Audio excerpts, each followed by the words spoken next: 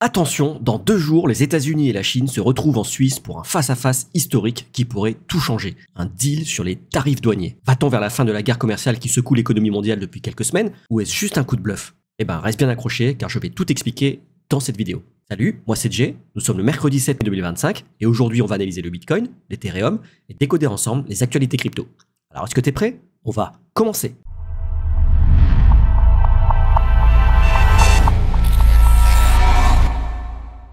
Et j'en profite pour te rappeler que si mes vidéos te sont utiles, dis-le moi en commentaire, lâche un like, abonne-toi et active la cloche pour ne rien rater des prochaines actualités crypto. Et on commence tout de suite par une vue d'ensemble du marché qui est plutôt mitigé aujourd'hui, enfin qui a l'air mitigé, mais en réalité, si on regarde les gros majors, Bitcoin a pris 2,2%, Ethereum 1,5%. Et en réalité, tout s'est joué dans les dernières 6 heures. Je vous montre ça dans la suite de la vidéo. Et alors quand on regarde l'indice de la peur et de la cupidité, on était descendu à 50 hier, on est remonté à 53 ce matin, c'est normal, encore une fois, vous comprendrez grâce à la suite de la vidéo. Et on commence tout de suite les news avec une info qui fait écho à la vidéo que j'avais sortie vendredi. Si vous l'avez pas vue, je vous invite à aller la voir, je vous mets un petit lien en haut à droite. Dans cette vidéo, je vous explique comment l'Europe rame à contre-courant, et donc dans le sens inverse du reste du monde vis-à-vis des crypto-monnaies. Alors, cette news nous dit que la Banque Centrale Européenne, la BCE, prévoit de s'associer au secteur privé pour développer un euro numérique. Dans un communiqué de presse, la BCE a déclaré que les conclusions seront partagées dans un rapport plus tard cette année. Et alors, c'est marrant parce qu'en parallèle, on a le secrétaire au Trésor américain, Scott Bessent, qui affirme qu'avoir une monnaie numérique de la Banque Centrale, CBDC, c'est un signe de faiblesse. Pourquoi? Parce qu'en fait, les monnaies numériques de banque centrale, les CBDC, les Central Bank Digital Currency, sont des formes numériques de monnaies fiduciaires émises et soutenues par les banques centrales. Bien qu'elles utilisent la technologie blockchain ou des systèmes similaires dans certains cas, elles sont fondamentalement opposées à l'idéologie et à l'écosystème des crypto-monnaies comme le Bitcoin pour plusieurs raisons. D'abord, l'idéologie fondatrice des crypto-monnaies, notamment incarnée par le Bitcoin, repose sur la décentralisation. Les crypto-monnaies sont conçues pour fonctionner sans intermédiaire central avec des réseaux peer-to-peer où les transactions sont validées par des nœuds distribués, grâce à des mineurs ou des validateurs. Cela garantit l'absence de contrôle par une autorité unique, favorisant la souveraineté financière individuelle. Les CBDC, quant à elles, sont entièrement centralisées. Elles sont émises, contrôlées et surveillées par une banque centrale ou un gouvernement.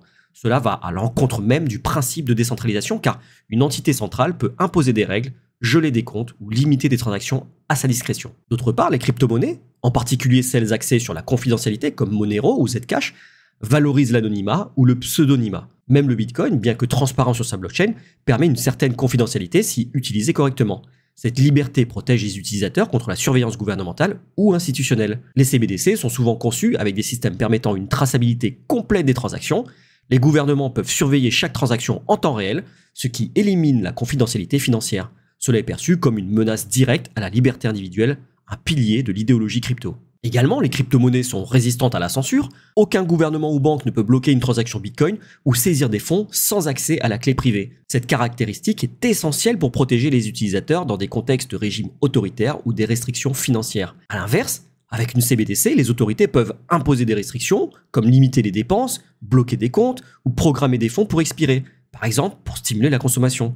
Ce contrôle absolu est incompatible avec l'idée d'une monnaie libre et non censurable. D'autre part, l'écosystème crypto prospère grâce à l'innovation, à la concurrence entre différents projets, Bitcoin, Ethereum, Solana, etc., chacun proposant des solutions uniques. Les crypto-monnaies sont des alternatives au système financier traditionnel, offrant des options décentralisées pour les paiements, des contrats intelligents ou la finance décentralisée. Les CBDC, en tant que monnaie officielle numérique, pourraient marginaliser les crypto-monnaies en bénéficiant du soutien des gouvernements et d'une adoption forcée. Par exemple, un gouvernement pourrait imposer l'utilisation d'une CBDC, par exemple l'euro numérique, pour les paiements publics ou interdire les crypto-monnaies, réduisant leur utilité et leur adoption. Et sur un point plus philosophique, de nombreuses crypto-monnaies comme le Bitcoin ont une offre limitée. Par exemple, pour le BTC, c'est 21 millions de BTC maximum. Pour éviter l'inflation et la dévaluation par impression monétaire, cela reflète une philosophie de monnaie saine, alors qu'à l'inverse, les CBDC sont soumises aux politiques monétaires des banques centrales qui peuvent augmenter l'offre monétaire à volonté, entraînant potentiellement de l'inflation. C'est d'ailleurs ce qui est en train de se passer avec la baisse des taux ou par le passé, notamment avec la crise Covid. Cela va à l'encontre de l'objectif de nombreuses crypto-monnaies de créer une monnaie résistante à la manipulation monétaire.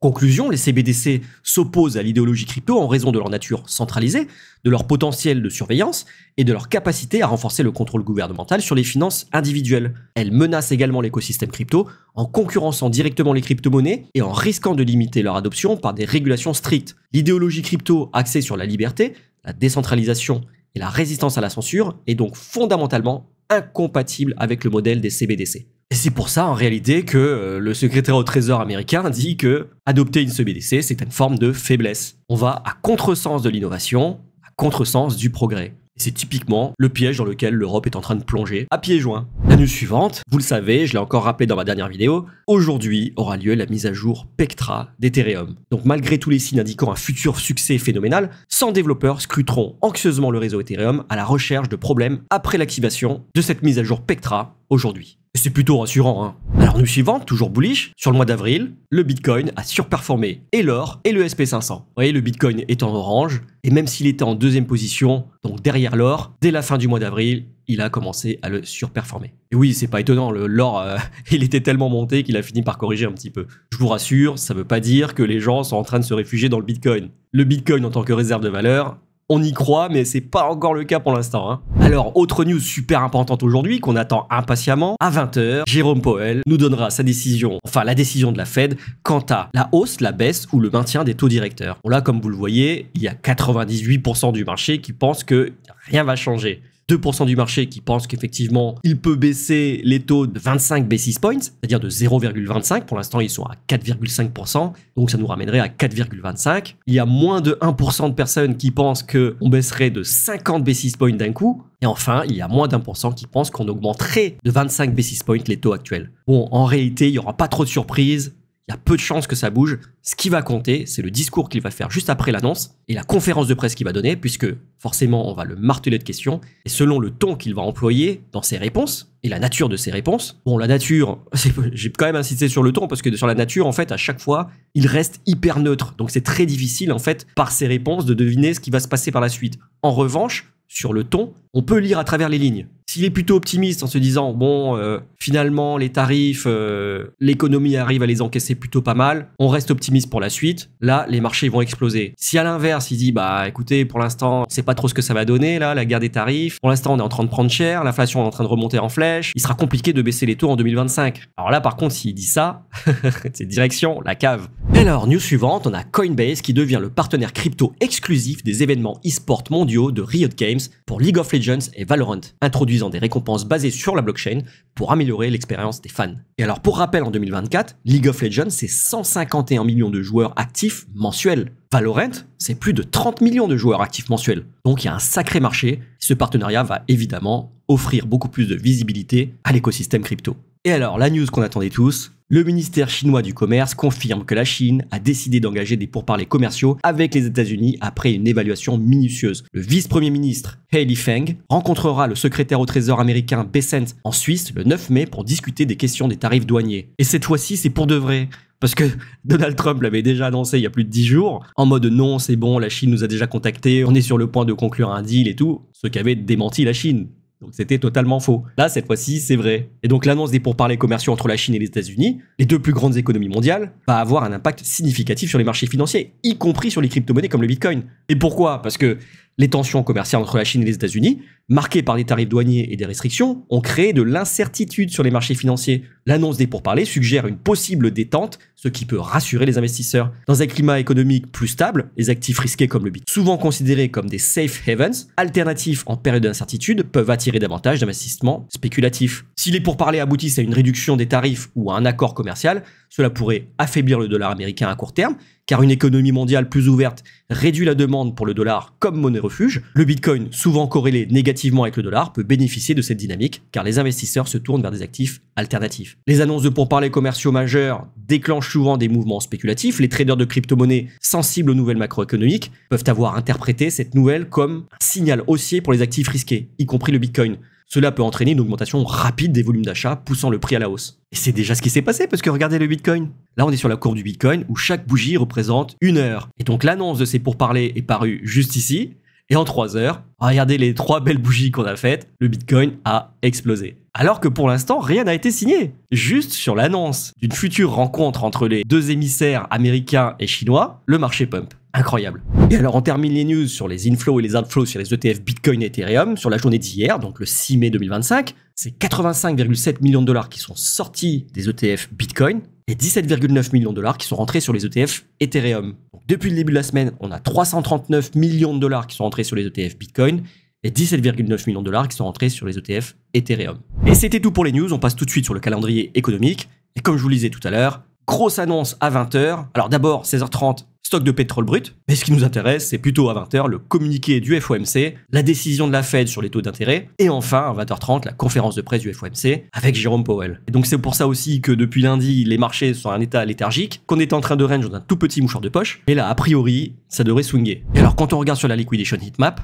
on voit qu'après avoir pris les liquidités là sur les 97, presque 98 000 dollars, on était en train de retracer tout doucement. On était descendu jusqu'à 93 500. Et là, tout d'un coup, annonce, bim, on repart en flèche sur les 98 000. Alors on les a pas atteints, toujours pas, presque, mais on n'est pas loin. Et franchement, vous avez vu ce qui nous attend juste au-dessus là, cette belle poche de liquidité bien jaune, bien mûre. Ah, j'ai hâte qu'on l'explose. Alors avant de passer à l'analyse technique, je vous rappelle, à la demande générale, puisque j'utilise un peu trop d'anglicismes ou des termes un petit peu techniques qui sont difficiles à comprendre, je vous avais créé un petit lexique de l'apprenti crypto trader. Il est entièrement gratuit. Pour le récupérer, rien de plus simple. Vous cliquez sur le lien que j'aurai mis en commentaire épinglé, vous arriverez directement sur cette page, vous rentrez votre email, vous cliquez sur s'inscrire et vous recevrez directement par mail votre petit lexique de l'apprenti crypto trader. Et je le rappelle, c'est entièrement gratuit. Et alors, quand on regarde le Bitcoin en daily, je rappelle que ça veut dire que chaque bougie représente une journée. Avant de vous parler de ce que le prix est en train de faire actuellement, j'aimerais qu'on revienne un petit peu sur ce qu'il s'est passé dernièrement. Il y a beaucoup qui disent, oui, le marché suit ses propres tendances, que les news ne font que accélérer de toute façon le prix vers lequel doit aller l'actif.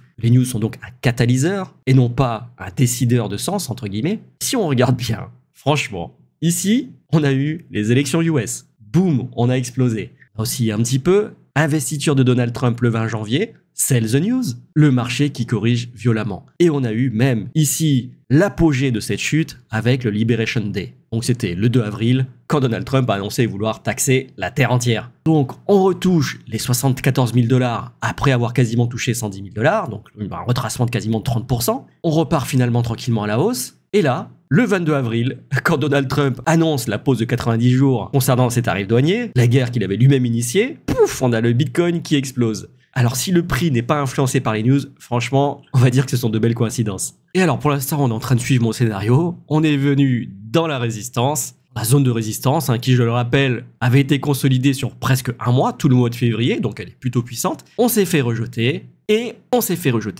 fait une deuxième tentative pour la traverser. Est-ce qu'on va la traverser ou est-ce qu'on va encore se faire rejeter pour ensuite repartir, ou rejeter pour partir ensuite au sud?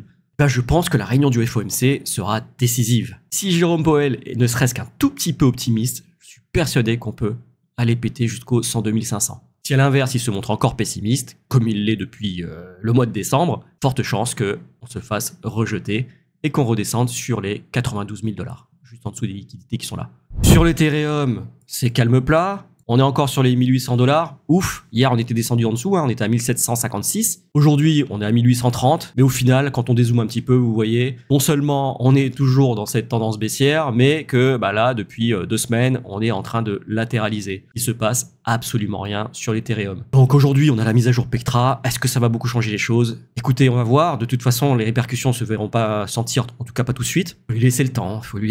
L'Ethereum, là... Après la belle claque qu'il a prise, il faut un peu de temps pour se remettre. Quand on regarde le ratio Ethereum-Bitcoin, c'est exactement pareil. Exactement. Encéphalogramme plat. Mort cérébrale de l'Ethereum. Par contre, sur la Bitcoin dominance, qu'est-ce qu'on a? Elle continue son petit bonhomme de chemin. On a dépassé les 65%, les amis. C'est incroyable. C'est un niveau qu'on n'avait pas atteint depuis 4 ans. Ici, 2021. Vous voyez? Même février 2021, donc ça fait plus de 4 ans, le Bitcoin est à son beau fixe. Donc pour l'instant, tous ceux qui rêvent d'une all season, il va falloir continuer d'être patient. Et c'était tout pour aujourd'hui, j'espère que cette vidéo t'a plu. Si c'est le cas, dis-le moi en commentaire, lâche un like, abonne-toi et active la cloche pour ne rien rater des prochaines actualités crypto.